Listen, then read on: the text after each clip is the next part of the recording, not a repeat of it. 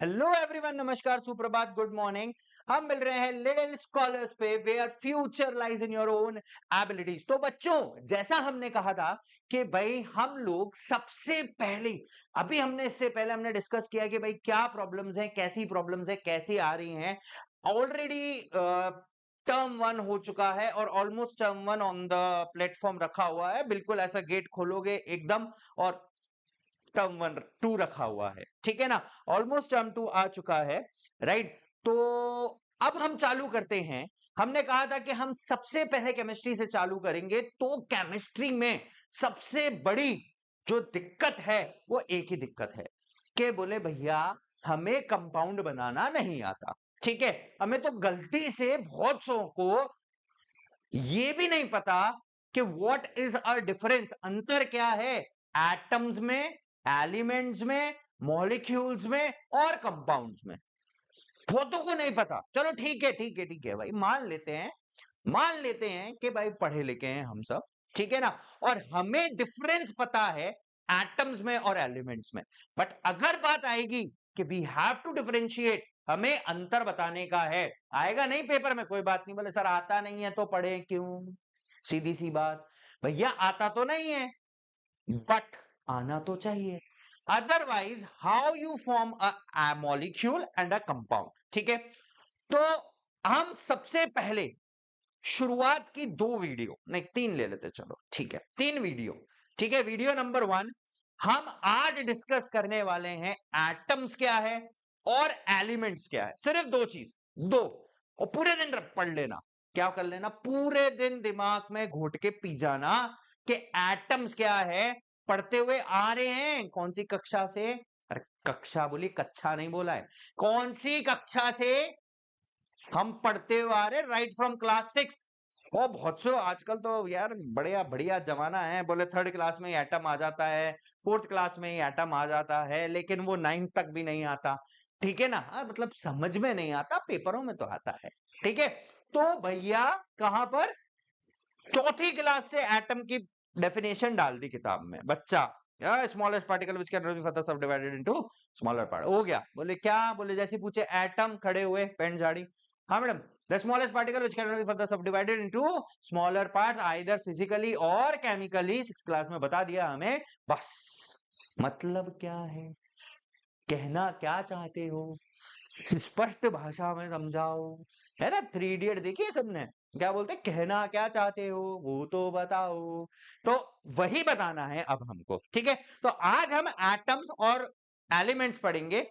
अगली वीडियो के अंदर कल हम लोग मॉलिक्यूल्स और कंपाउंड्स की डेफिनेशन पढ़ेंगे, पूरे में मॉलिक्यूल्स और कंपाउंड्स को डिफरेंशिएट करेंगे। और तीसरी वीडियो के अंदर हम लोग मॉलिक्यूल और कंपाउंड दोनों बनाना सीखेंगे अलोंग विद वैलेंसीज। ठीक है, वैलेंसीज में सेकेंड वीडियो में आपको समझा दूंगा, ठीक है ना। तो चलिए हम लोग शुरुआत करते हैं आज की। हम चालू कर रहे हैं क्या, एटम्स और मॉलिक्यूल्स, ठीक है ना, क्योंकि तैयारी जीत की करनी है। तो इसीलिए हमें एक छोटा सा भी पॉइंट नहीं छोड़ना है, because there is a difference between 100 और 99। ठीक है ना, बहुत छोटा सा अंतर है किसके बीच में, 100 के बीच में और 99 के बीच में। बोले कितने का, 1 नंबर का। लेकिन उससे पूछा जाए कि 100 और 99 का अंतर, जिसके 99 आए, ठीक है ना, उससे पूछो कि भैया 99 क्यों रह गए, उसने क्या 100 की मेहनत नहीं करी, नहीं करी है यार, लेकिन एक छोटी सी गलती कर दी कहीं ना कहीं। ठीक है ना, तो उन गलतियों को खत्म करने के लिए हम बारीकी से काम करेंगे। और हम सबसे पहले आज एटम्स और मॉलिक्यूल्स के ऊपर चलेंगे। ठीक है, हमें क्या पढ़ना है, एटम्स क्या होता है, और उसके बाद हम पढ़ेंगे एलिमेंट्स क्या होता है। ठीक है, चलते हैं सबसे पहले एटम्स पे। एटम क्या है, बहुत छोटी सी अगर मैं डेफिनेशन पूछूं तो यहां कमेंट में कम से कम 50, 60, 70, 80, 90, 100 जने कमेंट में लिख देंगे, सर ये होता है। ठीक है, होता तो है, बट एक्सप्लेनेशन, कैसे इंप्लीमेंटेशन है, किसको एटम बोलोगे, ये चीजें हमें समझनी आती है तो बहुत अच्छी बात है। तो what do you exactly mean by the atom? हमने कहा कि कोई भी चीज जो कि मैटर है। क्या है? Matter, anything.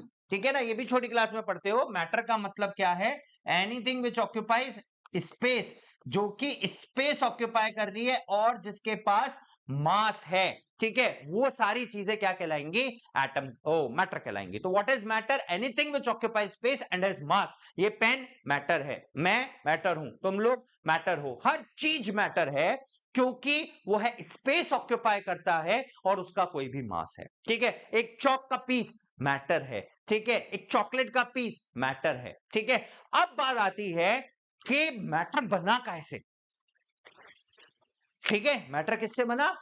मैटर बना कैसे? तो अगर मैं मैटर को बात करूं तो सारी चीजें मैटर है। मैटर बना है एलिमेंट से,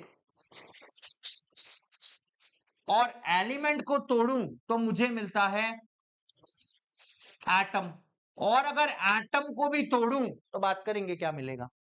ठीक है ना? अरे बोले हमें तो बोला था atom can not be further sub divided, और आप बोल रहे हो एटम को तोड़ूं तो क्या मिलेगा?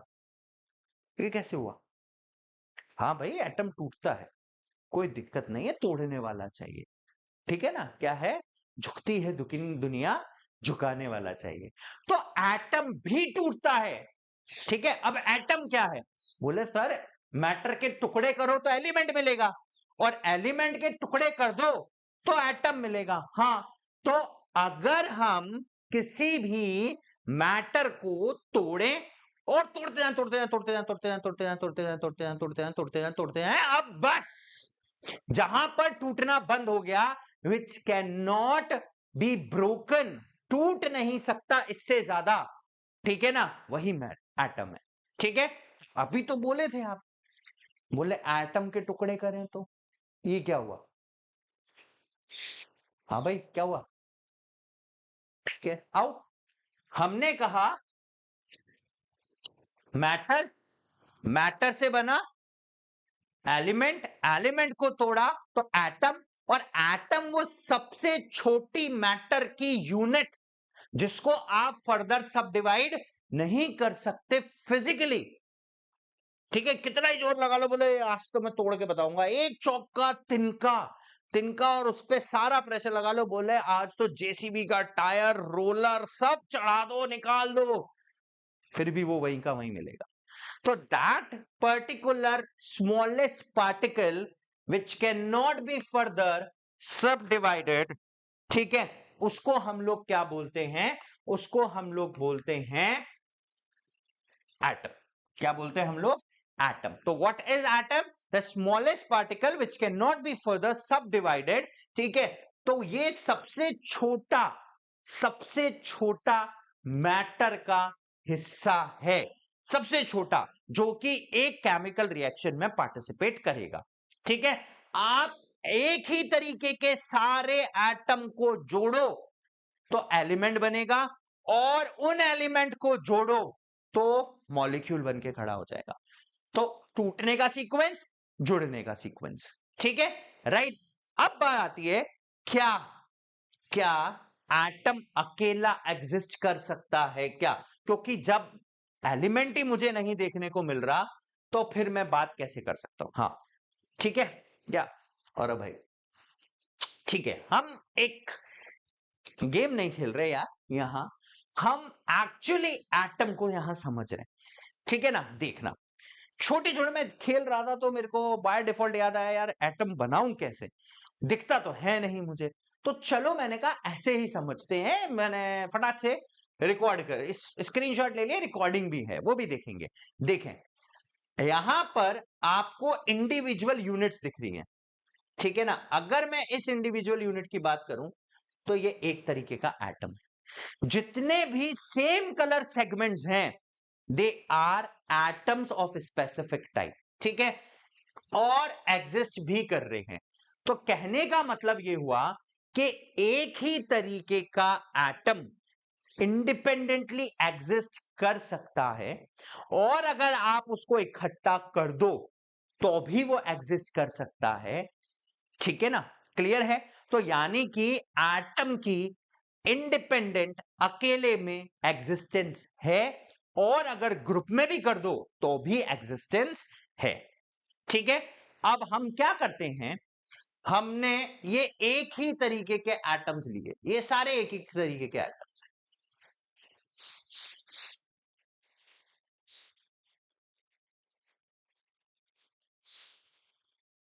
ठीक है, अब मैं इन सारे के सारे एटम्स को अगर जोड़ूं, ठीक है ना, तो देखो मुझे क्या मिला, एक बड़ा सेगमेंट मुझे यहां देखने को मिला, एक बड़ा सेगमेंट। ठीक है, तो जब हमने एक ही सारे एटम्स को इकट्ठा किया, ठीक है, तो they form what, they form element, लेकिन एक ही तरीके के। अगर मैं अलग अलग तरीके के एटम्स को जोड़ना चाहूं तो वो यहां जुड़कर एलिमेंट फॉर्मेशन नहीं करेंगे। इसका मतलब क्या हुआ कि एटम से एलिमेंट बन रहा है। हम देखते हैं, ठीक है ना, एक चीज और देखते हैं, देखें, चलिए भाई, मैं यहां पर आपको एक स्क्रीन रिकॉर्डिंग लाया हूं बैक में। ठीक है, ये स्क्रीन रिकॉर्डिंग क्या है कि हाउ वी कंबाइंस, हम किस तरीके से एटम्स को कंबाइन करके क्या बना रहे हैं, एलिमेंट्स का फॉर्मेशन कर रहे हैं। एक ही तरीके के एटम्स कंबाइन हो सकते हैं। ठीक है, चलिए आ जाए, देखें, ये हम वापस ड्रैग करके लेके जाते हैं और फिर थोड़ा थोड़ा छोड़ते हैं। अभी अगर आप देखें तो ये सिमिलर तरीके के यहां पर रखें, ये रे सिमिलर तरीके के, ये रे सिमिलर तरीके के, ये ऑरेंज वाला सारा सिमिलर तरीके का है। ठीक है, ये सब एटम्स हैं और ये सारे के सारे एटम्स एक ही तरीके का है। ठीक है ना, देखिए, अब हम क्या करते हैं, इनको कंबाइन कर रहे हैं। ये देखिए, एक बड़ा मॉलिक्यूल कंपाउंड फॉर्मेशन किया हमने, वापस यहां पर एक बड़ा मॉलिक्यूल कंपाउंड फॉर्मेशन किया, यहां पे भी किया। यानी कि जब आप एक ही तरीके के एटम्स को कंबाइन करोगे तो एक बड़ी यूनिट आपको यहां पर देखने को मिलती है। ठीक है ना, हम नोट कर सकते हैं, देखें, यहां पर अभी हम एक बड़ी यूनिट, ये एक बड़ी यूनिट बन गई। ठीक है, अगेन वी फॉर्म अ बड़ी यूनिट। ठीक है, यहां पर भी एक बड़ी यूनिट बन गई। ठीक है, अगेन वी फॉर्म अ अलग अलग एलिमेंट्स को। अब जब हमने दो अलग अलग एलिमेंट्स को जोड़ा तो हमारे पास एक नया चीज आया, that is called as molecules. तो यानी कि एक ही तरीके के छोटे छोटे छोटे छोटे एटम्स जुड़कर एलिमेंट्स का फॉर्मेशन करते हैं। अकेले भी एग्जिस्ट कर सकते हैं, ग्रुप में करते हैं, इकट्ठे हो गए तो एलिमेंट बना लिया। आया समझ में? ठीक है भाई, तो अब हम चलते हैं आगे। हमने देख लिया कि हाउ एटम्स कंबाइन एक बड़ी यूनिट बनाने के लिए। ठीक है, तो अब कुछ डेफिनेशंस पे चलते हैं। ये सबसे छोटा पार्टिकल होता है एलिमेंट का। अगर आपको एलिमेंट बनाना है, वो बड़ा सा रेड कलर का बनाना एकदम से, ठीक है, तो वो जो बड़ा हमने रेड कलर का बनाया, that will make up from, वो छोटे छोटे छोटे छोटे छोटे छोटे एक ही तरीके के एटम्स को जुड़कर बनेगा।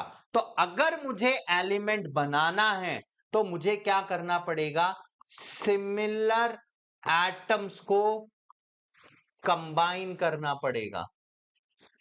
ठीक है ना, if similar atoms combine it forms an element जो कि एक प्योर है, बिल्कुल प्योरेस्ट फॉर्म है। ठीक है, फॉर सिंपल एग्जांपल, मैं चौक के पाउडर को इकट्ठा कर देता हूं तो मुझे चौक ही मिलेगी, मुझे और कुछ नहीं मिलेगा।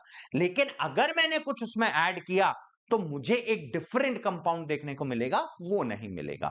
ठीक है, राइट, इट ऑलवेज, अच्छा, इसकी इंडिपेंडेंट एग्जिस्टेंस होती भी है और एग्जिस्ट नहीं भी कर सकता, वो हम बाद में बात करेंगे। It always takes place in a chemical reaction, ये हमेशा एक केमिकल रिएक्शन में पार्टिसिपेट करता है। अगर अब हम कैरेक्टरिस्टिक्स ऑफ एन एटम की बात करें, ठीक है, तो एक एटम की जो कैरेक्टरिस्टिक है वो ये है कि एक एटम फर्दर सब डिवाइडेड होता है 3 सब एटॉमिक पार्टिकल्स के अंदर। अब सोचो कि वो एटम जो मुझे नेकेड आई से विजिबल नहीं है, अगर मैंने ये एक डॉट लगाया यहां पे, अगर ये डॉट आपको दिख रहा है, या चलो मैं यहां लगा देता हूं, ये डॉट दिख रहा है आपको, ठीक है? इस डॉट में मिलियंस ऑफ एटम्स हैं। कितने एटम्स प्रेजेंट है? मिलियंस ऑफ एटम्स मिलकर एक डॉट बना रहे हैं। तो अब सोचो एक एटम कितना छोटा है, और फिर उसके अंदर छोटे छोटे छोटे छोटे छोटे छोटे छोटे छोटे सब एटॉमिक पार्टिकल्स।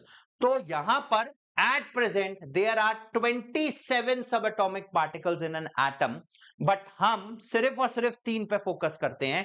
हमारे 3 सब एटॉमिक पार्टिकल कौन कौन से हैं? पहला आएगा इलेक्ट्रॉन, दूसरा आएगा प्रोटॉन, और तीसरा आएगा न्यूट्रॉन। इलेक्ट्रॉन वो जिस पे नेगेटिव चार्ज होता है, प्रोटॉन वो जिस पे पॉजिटिव चार्ज होता है या P से डिनोट करते हैं, न्यूट्रॉन वो जिस पे कोई भी चार्ज नहीं होता और जिसको हम डिनोट करते हैं किससे? N से। ठीक है? Electron negative charge, proton positive charge, और न्यूट्रॉन न्यूट्रल। ठीक है?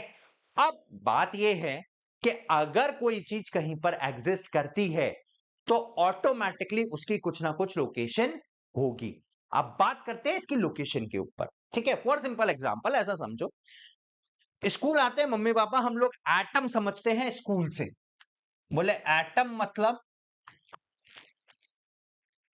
स्कूल। मम्मी पापा आए स्कूल में, आके उन्हें मिलना है आपसे, मानो आप क्लास 9th में। वो क्या बोलेंगे? कि बोले सर हमें, वो जो भी बाहर होंगे सर मैडम, उनको क्या बोलेंगे? बोले हमें क्लास 9th या 10th, ठीक है, ऐसे तो आके बोलेंगे नहीं। बोले सर हमें हमारे बच्चे से मिलना है। बोले कौन सा बच्चा? हमारा बच्चा। बोले क्या हमारा बच्चा मतलब? बोले हमारा बच्चा मतलब हमारा बच्चा। तो बोले यहां तो 5,000 बच्चे पढ़ते हैं, आपका बच्चा कौन सा है और कहां पढ़ता है, कौन सी क्लास में है, कौन से सेक्शन में है, और क्या नाम है? यानी कि उन्होंने हमसे पूछा लोकेशन, क्योंकि वो उस लोकेशन पे पहुंच के उसको बुला के लाएंगे। तो अगर आपको एक एटम के अंदर इलेक्ट्रॉन, प्रोटॉन और न्यूट्रॉन को ढूंढना है तो उसकी कुछ ना कुछ लोकेशन होगी। ठीक है ना? आया समझ में? हमने कोई पार्सल मंगाया अमेज़न से तो उसपे भी नाम लिखा होता है ना, फलाना चंजी के लिए आया है, ये उनका सो एड्रेस है, ये उनका कांटेक्ट नंबर है, तभी तो वो पहुंचेगा। वरना आप ऑर्डर करके छोड़ दो, हाँ ठीक है कोई दिक्कत नहीं है, छोड़ देना, पहुंच जाएगा फिर वो जहां पहुंचना है। ठीक है?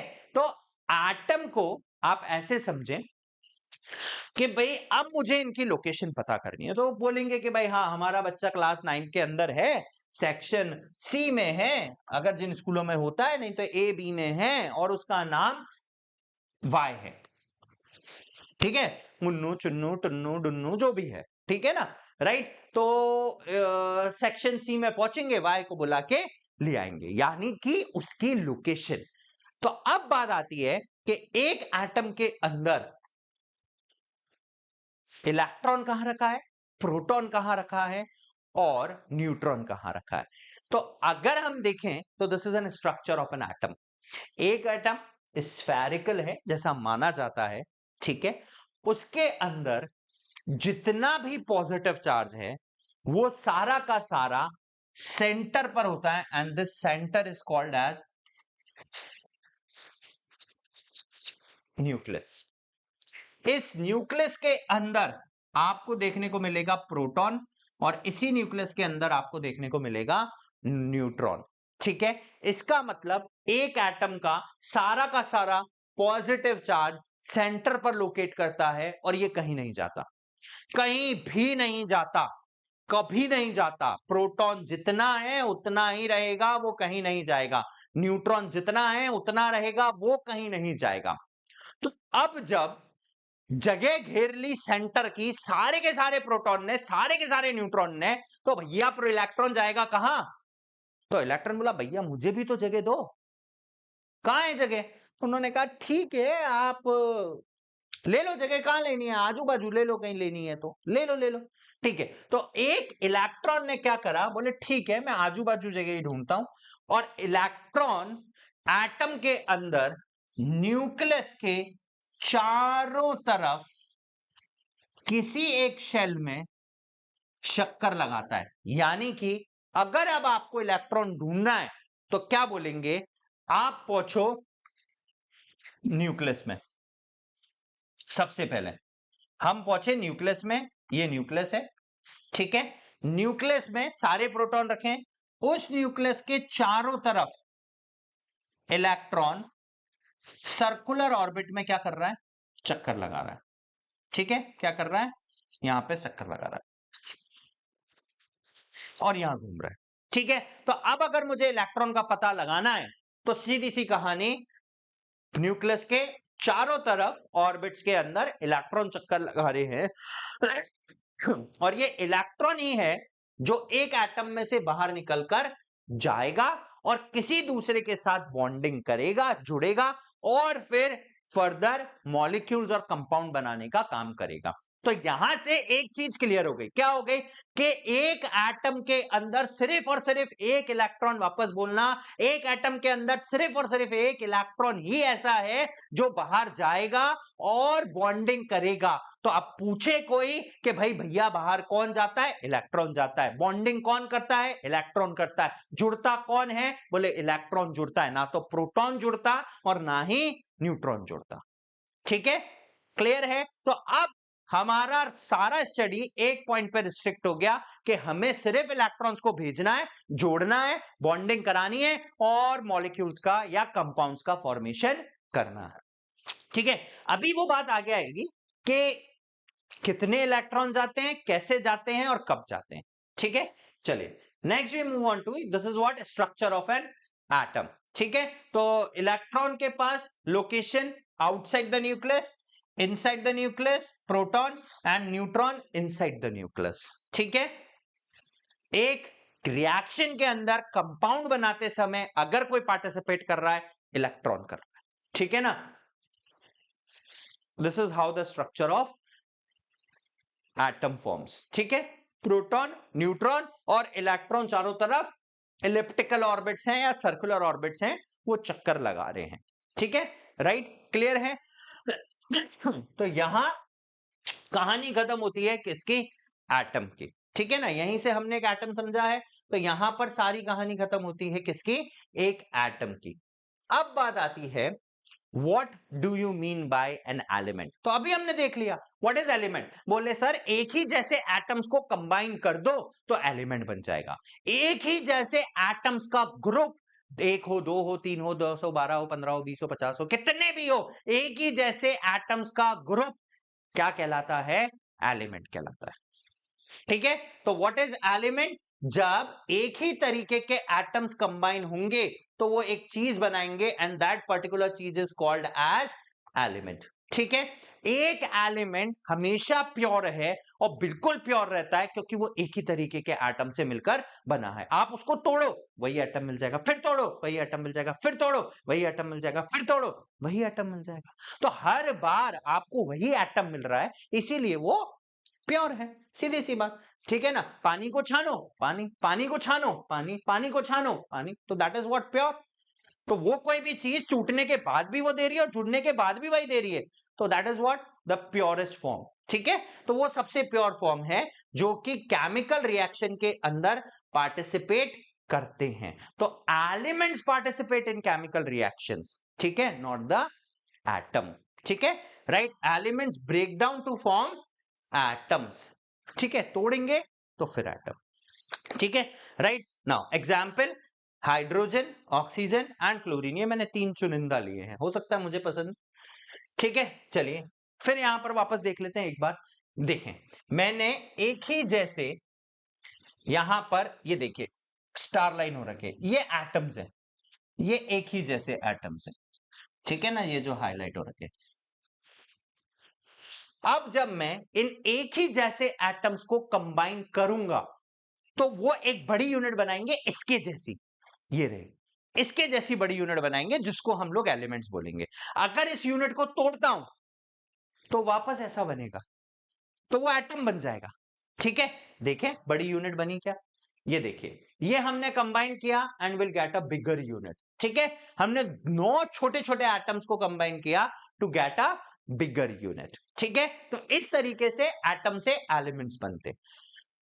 हर एलिमेंट का एक स्पेसिफिक नंबर होता है, जैसे सपोज करो बच्चे हैं, फॉर सिंपल एग्जांपल ऐसे भी समझ सकते हो। क्लास 9th, ठीक है, बोले क्या है, समझो एक एलिमेंट है ना, क्लास 9th क्या है, एक एलिमेंट है, पूरा क्लास 9th एलिमेंट है, और क्लास 9th के अंदर पढ़ने वाला एक एक बच्चा उसका एटम है, ठीक है ना। तो क्लास 9th मैं ए सेक्शन की बात करता हूं, ठीक है ना, 9th का ए सेक्शन, बोले ए सेक्शन में 59 एटम्स हैं, कितने हैं, एटम्स हैं, और वो मिलकर एक बड़ा यूनिट बना रहे हैं, that is called as element. तो class 9th is an element, और उसके अंदर पढ़ने वाले 59 बच्चे वो एटम है। अच्छा, सबकी इंडिपेंडेंट एग्जिस्टेंस है, बोले बहुत कैसे पता चलेगा, बोले क्लास 9th ए के अभिषेक को बुला के लाओ, तो है ना, एटम इंडिपेंडेंट एग्जिस्टेंस हो गई। अब बोले क्लास 9th ए को बुला के लाओ, तो फिर वो सारे पहुंचेंगे, ठीक है। तो एटम एक अकेली यूनिट, ऐसी बहुत सारी यूनिट, सिमिलर यूनिट्स को कंबाइन किया, 9th के सारे बच्चों को कंबाइन किया, विल गेट एन एलिमेंट, ठीक है। तो हर बच्चे का अपना एक स्पेसिफिक रोल नंबर होगा, ठीक है। तो उसी तरीके से एक एटम का एक स्पेसिफिक एटॉमिक नंबर होता है, एटॉमिक मतलब एटम का नंबर, ठीक है। तो at present there are on the basis of atomic numbers लगभग 118 एलिमेंट्स हैं, and yet to be discovered, और डिस्कवर हो रहे हैं 118 120 इतने एलिमेंट्स हैं। उनमें से हमने कुछ एलिमेंट्स यहां लिए हैं। नंबर 1 हाइड्रोजन का पहला नंबर है, ऑक्सीजन क्लास का पहला बच्चा, बोले कौन, हाइड्रोजन। 8वां बच्चा ऑक्सीजन, 17वें नंबर का बच्चा क्लोरीन। अब बात आती है इनको ये एटॉमिक नंबर दिया किसने और मिला कैसे। ऐसे तो है ना, बोले क्लास में कोई बच्चा है उसका नाम ए से है, ए जैसे मेरा नाम आकाश, तो डबल ए आ गया, तो बोले और कोई डबल ए का नहीं है, इसलिए पहला अल्फाबेटिक सीक्वेंस में मेरा नाम आ गया, ए बी अभिषेक, उसका दूसरा नंबर आ गया। तो उसी तरीके से एक एटम को, एक एलिमेंट को नंबर देने के लिए किस बेसिस पे दिया जाता है, उसमें जितने नंबर ऑफ प्रोटॉन्स आपको देखने को मिलेंगे, या फिर जितने नंबर्स ऑफ इलेक्ट्रॉन्स मिलेंगे, बट एक न्यूट्रल एटम के अंदर। अब बोले न्यूट्रल क्यों, अभी तो मैंने बोला एक एटम में से जो निकल कर जाएगा वो इलेक्ट्रॉन होगा, ठीक है। तो जब इलेक्ट्रॉन मान लो किसी का चला गया, तो इलेक्ट्रॉन की गिनती गड़बड़ हो गई, गड़बड़ हो गई तो फिर नंबरिंग भी तो चेंज होनी चाहिए, इसीलिए बोला न्यूट्रल एटम, यानी कि वो जिसने अभी तक इलेक्ट्रॉन को ना तो दिया है और ना ही किसी से लिया है, ना तो दिया है और ना ही किसी से लिया है, तो ना जब दिया ना लिया तो उतना ही, ठीक है। तो न्यूट्रल एटम में जितने इलेक्ट्रॉन हैं उतने ही प्रोटॉन हैं, जितने इलेक्ट्रॉन हैं उतने ही प्रोटॉन हैं। तो जब उतने ही प्रोटॉन हैं तो न्यूट्रल एटम के इलेक्ट्रॉन के बराबर उसका एटॉमिक नंबर होता है, ठीक है। और प्रोटॉन के बराबर तो हमेशा होता है, तो इलेक्ट्रॉन से नहीं भी याद रखो तो proton, it is represented bye Z। Hydrogen में एक प्रोटॉन है इसलिए उसका नंबर 1, ऑक्सीजन में 8 इलेक्ट्रॉन और 8 प्रोटॉन है 8, क्लोरीन में 17 इलेक्ट्रॉन और 17 प्रोटॉन है इसलिए नंबर 17, ठीक है। तो इस बेसिस पे, तो अब अगर हम देखें तो on the basis of number of protons और that is equal to number of electrons in neutral atom, तो हमारे पास इस बेसिस पे एटॉमिक नंबर डिफाइन है, ठीक है। अब मैं यहां पर आपके पास 1 से 10 तक इलेक्ट्रो एटम्स लिख रहा हूं, एलिमेंट्स लिख रहा हूं और एलिमेंट्स के नंबर लिख रहा हूं। सबसे पहला आता है atomic number 1, name of element hydrogen,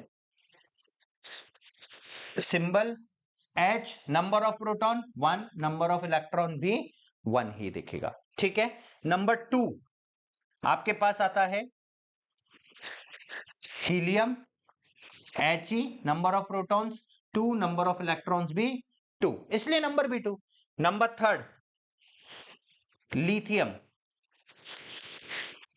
ठीक है, सिंबल क्या होगा Li, number of protons 3, number of electrons भी 3, ठीक है। नंबर 4 बेरिलियम,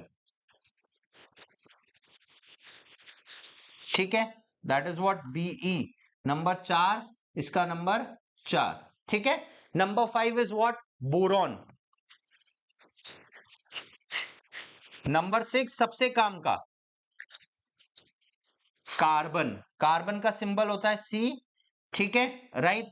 और नंबर ऑफ प्रोटॉन 6 और नंबर ऑफ इलेक्ट्रॉन्स भी 6। अब देखो यहां आई दुविधा, कैसे? बोले ये Be है और ये Bo है, तो किसको कैसा सिंबल दोगे? तो जब बोरॉन डिस्कवर हुआ तो उसको सिंबल दे दिया B, बेरिलियम को Be।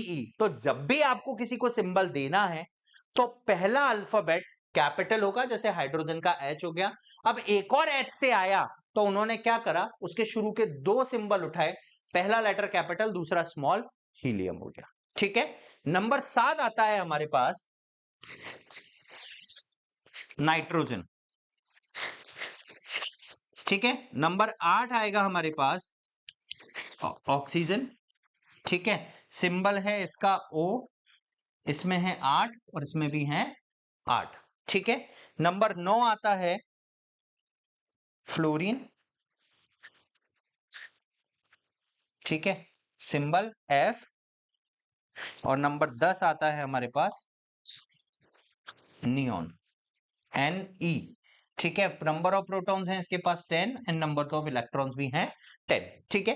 फर्दर फिलिंग हम लोग कल देखेंगे इसकी, कि फिल कैसे करते हैं और शेल्स में कैसे भरते हैं, क्योंकि मैंने कहा इलेक्ट्रॉन है और चारों तरफ चक्कर लगा रहे हैं, तो इसका मतलब ये नहीं है कि एक ही शेल में सारे इलेक्ट्रॉन भर दिए। एक फ्लोर पे कितनी क्लासें हो सकती हैं? 2 3 4 5, इससे ज्यादा तो नहीं हो पाएंगी। 6 7 8 9, भैया अगर एक स्कूल में 50 क्लासें हैं, 50 क्लासों के लिए एक फ्लोर नहीं है, डिफरेंट फ्लोर्स हैं। तो उसी तरीके से एटम में इलेक्ट्रॉन सिर्फ एक ही शेल में एग्जिस्ट नहीं करता, उसके लिए मल्टीपल शेल्स हैं और सब में अलग अलग नंबर ऑफ इलेक्ट्रॉन्स भरे हुए हैं, ठीक है। सिमिलर टू दिस हम लोग नंबर 11 देखते हैं, that is what, sodium. Symbol is what, Na, 11 और 11। तो हमारे पास लगभग 20 एलिमेंट्स हैं जो हमें मेजरली याद करने हैं, ठीक है ना, राइट। सिमिलर टू दिस, जैसे हमारे पास नंबर 12, ठीक है, that is what, magnesium. Number 13 aluminium, ठीक है, एंड सो ऑन, ठीक है। तो इस तरीके से हमारे पास नंबर ऑफ एलिमेंट्स चलते हैं, ठीक है। नेक्स्ट वीडियो के अंदर हम लोग इन एलिमेंट्स को याद करने की शॉर्ट ट्रिक प्लस इनकी फिलिंग्स कैसे होती है, किस तरीके से फिल करते हैं, वो हम देखेंगे, ठीक है। एक और कैरेक्टरिस्टिक्स है, that is what, mass number, that is equal to number of protons and number of neutrons. तो it is represented by a, mass number, A is equals to P plus N। तो मैं इसको ऐसे भी कर सकता हूं, mass number is equals to P plus N, A is equals to P की जगह Z लिख सकते हैं प्लस N। तो अगर मुझे नंबर ऑफ न्यूट्रॉन निकालने, निकालूंगा कैसे? क्योंकि उस पर तो कोई चार्ज है नहीं, तो पता कैसे चलेगा न्यूट्रॉन कितने हैं? तो हम क्या करेंगे, मास नंबर में से एटॉमिक नंबर को माइनस कर दीजिए, आपके पास नंबर ऑफ न्यूट्रॉन्स आ जाएंगे। रिप्रेजेंटेशन कैसे होता है? बहुत आसान है, ये रहा सिंबल, ठीक है, राइट। इस तरीके से हम लोग उसका सिंबल रिप्रेजेंटेशन करते हैं। ऊपर लिखेंगे हम लोग एटॉमिक नंबर, नीचे लिखेंगे मास नंबर, ठीक है, जैसे भी मेंशन्ड हो, ठीक है, राइट। तो यहां पर आया हमारे पास कि किस तरीके से हमें एलिमेंट्स एग्जिस्ट करते हैं, किस तरीके से हम लोग एटम को देखते हैं। तो हमने आज पढ़ा क्या, सबसे पहली चीज एक क्विक रिवाइज करते हैं, एटम सबसे छोटा, ऐसे छोटे छोटों को अगर आप जोड़ दो तो बन जाएगा एलिमेंट, लेकिन जोड़ने एक ही तरीके के हैं, तो बन गया मेरे पास क्या, एलिमेंट, ठीक है। अब अगर मैं इन एलिमेंट्स का सबका अपना स्पेसिफिक नंबर होता है, स्पेसिफिक लोकेशन होती है, उसको बोलते हैं हम लोग एटॉमिक नंबर, ठीक है। एक एटम को फर्दर छोटे हिस्सों में बांटा गया है, दैट इज व्हाट, उसके कुछ हिस्सों में से 3 हिस्से हैं, इलेक्ट्रॉन, प्रोटॉन और न्यूट्रॉन, ठीक है। इलेक्ट्रॉन वो, अच्छा, प्रोटॉन सेंटर में, न्यूट्रॉन सेंटर में, उसको बोलेंगे न्यूक्लियस। प्रोटॉन प्लस न्यूट्रॉन यहां पर रखा हुआ है, चारों तरफ एनर्जी का ऑर्बिट और वहां पर चक्कर लगा रहे हैं इलेक्ट्रॉन। एक एटम के अंदर इलेक्ट्रॉन ही बाहर निकलकर जाएगा, दूसरे के साथ जुड़ेगा और मॉलिक्यूल्स या कंपाउंड बनाएगा। कभी भी प्रोटॉन और न्यूट्रॉन नहीं जा सकता। ठीक है, राइट। तो अगर आपको मॉलिक्यूल्स और कंपाउंड्स बनाने हैं तो आपको इलेक्ट्रॉन को ट्रांसफर करना पड़ेगा। कितने और कैसे वो हम देखेंगे। एक एटम में number of protons is equals to number of electrons होता है, but it is not all about the neutron. Neutron same हो या डिफरेंट हो, ये एक अलग है। ठीक है, जरूरी नहीं कि न्यूट्रॉन प्रोटॉन जितना ही होगा, इट विल बी डिफरेंट, वो अलग हो सकता है, कोई दिक्कत नहीं है। ठीक है, आया समझ में। ठीक है, हर एटम का एक एटॉमिक मास होता है, वो मास बराबर होता है प्रोटॉन और न्यूट्रॉन के सम के। जैसे ऑक्सीजन का नंबर है 8, उसमें 8 प्रोटॉन है और हमने कैलकुलेट किया था 8 ही न्यूट्रॉन है, इसीलिए उसका मास 16 ग्राम है। ठीक है ना, कितना ग्राम है? 16 ग्राम है। ठीक है, तो एक एलिमेंट को रिप्रेजेंट करने का तरीका, सबसे नीचे एलिमेंट, एटॉमिक नंबर आप नीचे लिखोगे और मास नंबर आप हमेशा ऊपर लिखोगे। ठीक है, this is how an element is represented. ठीक है, तो चलिए दोस्तों, यहां होता है हमारा आज का सेशन खत्म, जहां पर हमने एटम्स और एलिमेंट्स को पढ़ा। नेक्स्ट वीडियो के अंदर हम लोग कंपाउंड्स का फॉर्मेशन पढ़ेंगे, बट उससे पहले एक एटम के अंदर किस तरीके से इलेक्ट्रॉन्स को फिल किया जाता है, किस तरीके से इलेक्ट्रॉन ट्रांसफर होते हैं और उनकी वैलेंसी क्या है, क्योंकि वही वैलेंसी मॉलिक्यूल्स और कंपाउंड बनाने के काम में आएगी। तो अगली वीडियो के अंदर हम लोग मॉलिक्यूल्स और कंपाउंड्स पढ़ने से पहले एटम्स और एलिमेंट्स और उनकी वैलेंसीज को पढ़ेंगे। तो till then guys, keep on watching little scholars and stay tuned with us, because future lies in your own abilities. छोटी छोटी आदतें हैं जो एक बड़ा बदलाव लाती हैं, तो हमें छोटा छोटा छोटा छोटा छोटा पढ़ते जाएं, बढ़ते जाएं और तैयारी जीत की करते जाएं। Thank you and have a nice day.